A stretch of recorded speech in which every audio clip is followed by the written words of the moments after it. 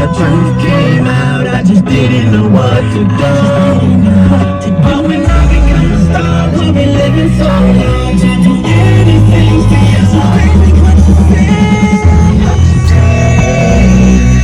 say? Good morning. Nama.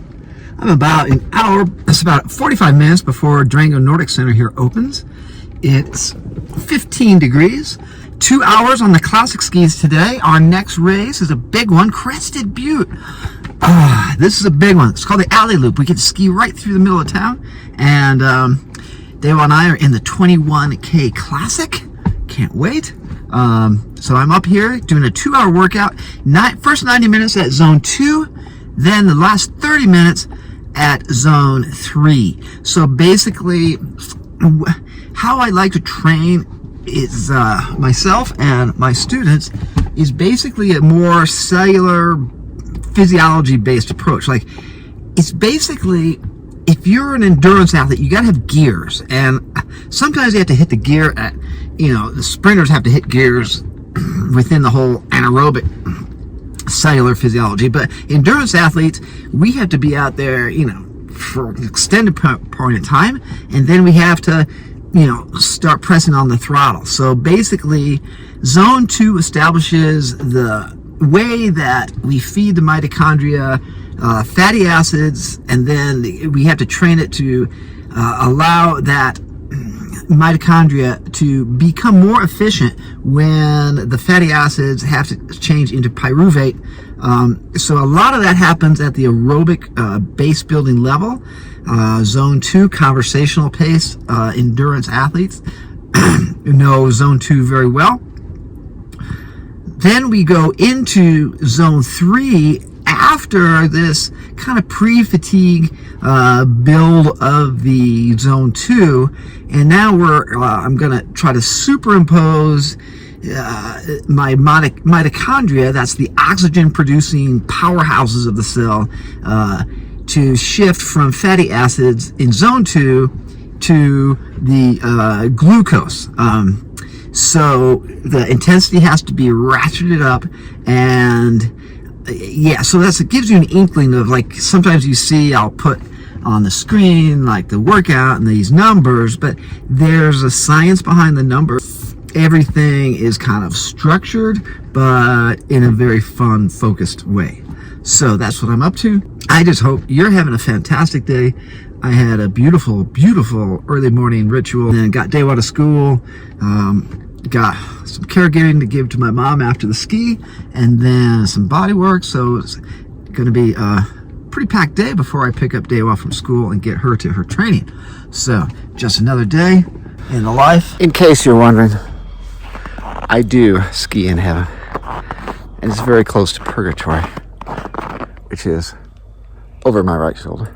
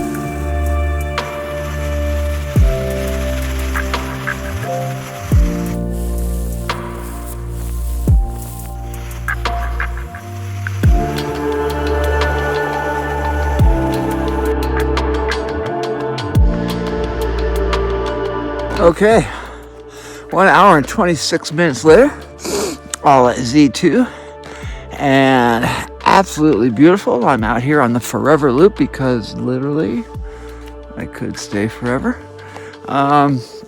So now, with an hour 26 under my belt, now I go to Z3 for 30 minutes. Yeah, so that's how we're gonna play this game. So I'm gonna take off the vest, put it over on the picnic table over there, and get the heart rate up to so that my mitochondria begins knowing how to become more efficient. Yeah, even at 60 years old, it can always become more efficient.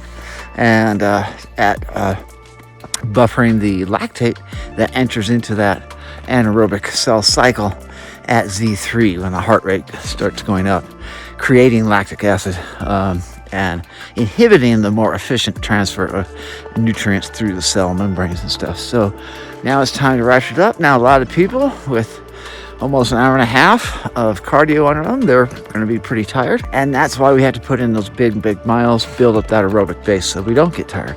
It's easy when I reflect on where we came from as a species. I mean, we outlived the Neanderthals, where they were on this planet, gracing it with their amazing intellect and stamina and strength for 300,000 years. So they're way ahead of Heidelbergosis, and but we survived because we were leaner. We were the brain size was pretty much the same, but we come from this tradition, this lineage of being able to chase down literally bison, woolly mammoth, elephants across the plains, and literally run them down for 60 miles and then stab them to death or run them off a cliff, whatever.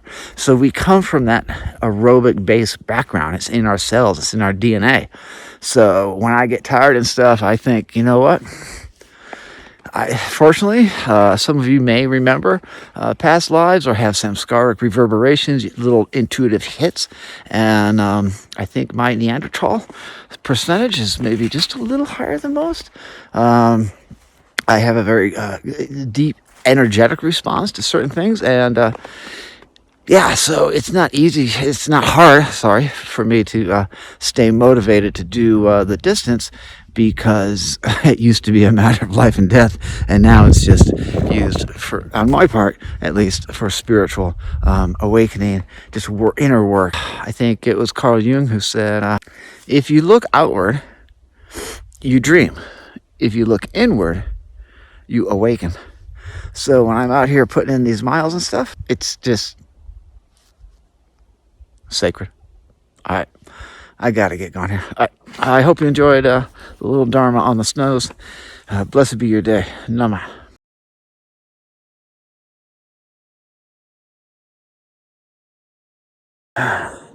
Finish the task.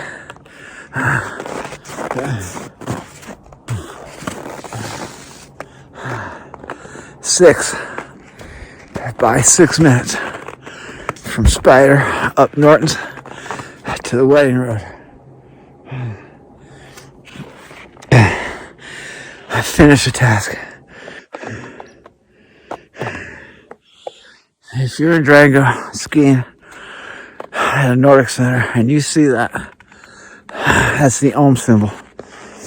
And that's the ilg abacus, keeping counts of my interval. So that's the last. That's 18 minutes of intensity before the 21K coming up Saturday at Crested Butte, Alley Loop. So I've always said the most important piece of gear that you can bring to a start line is the confidence that you have in training. And this has been a great training block coming off of that respiratory crud, and form is rising. So all the elements are in place for a good effort on Saturday. We'll see you in Crested Butte. Get out and enjoy the sacred sweat, because it's a privilege, it's a luxury, it's a necessity for the spirit, but it's also a supreme luxury not to be just surviving and being able to work on our spiritual self through sacred sweat. So thank you so much for supporting. Let's keep day while skiing.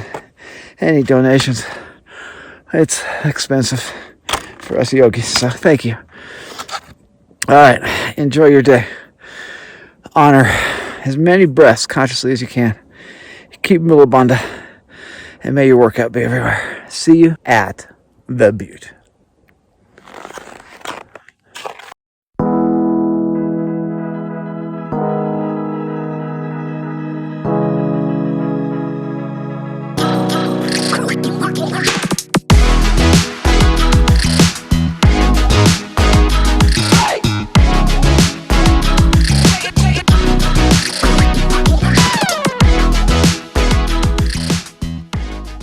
How'd it go, kids? Good, how are ya? Awesome.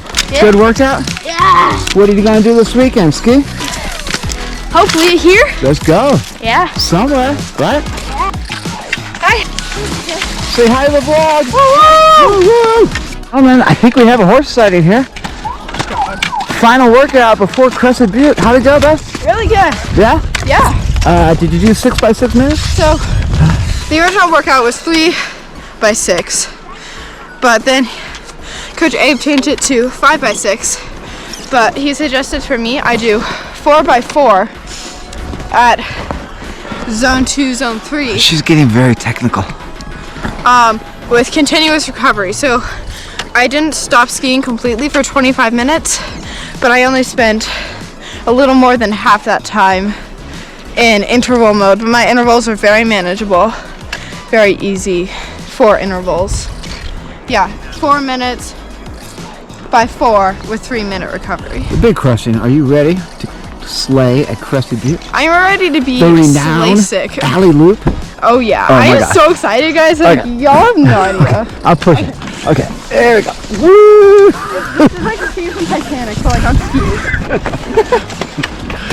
Oh gosh. All right.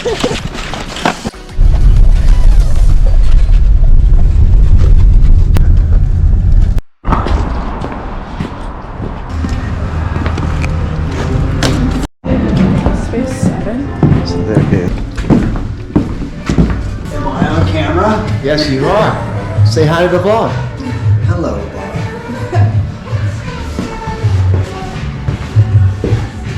Beautiful work. You found us. Found DKT Designs. Hi. How are you? Good, how are you? How's practice? It was really good, thank you. So, we have something for you. Have something for me. Yeah. Whoa. And I think most beautiful Diane Thornton will give it to you. Thank you so much. it's This really is so unexpected. Oh wow, these are beautiful. Let me look at these. This is crazy. Thank you so much. This was very unexpected. Quite the surprise. Are they snowflakes? They are snowflakes. We're kind of into snowflakes, aren't we? We are kind of into snowflakes. Snowflake. just a little bit. Yeah. This is awesome. Thank you, DT. Thank you, Steve. Thank you so much. Yeah, you're That's welcome. really sweet. Well, enjoy that, and I hope they. Thank you. Oh yeah.